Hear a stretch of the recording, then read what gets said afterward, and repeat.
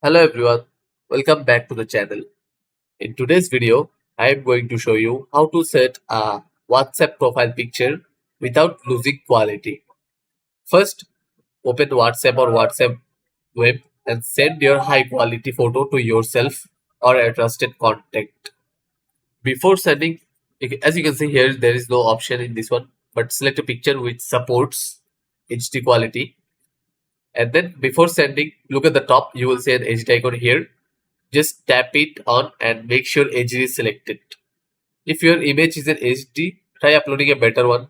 Once it shows the HD tag, send it and then save that image from here. Click on save and it will go to your gallery. Now open your WhatsApp settings from here and go to your profile here. Tap edit. Here you can see the edit option. Choose the HD image just you have saved and set it as your new wallpaper or your profile picture. This method avoids WhatsApp compression by sending.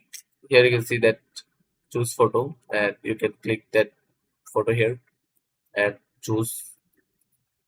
This method avoids WhatsApp compression by sending and receiving an HD version directly through the app.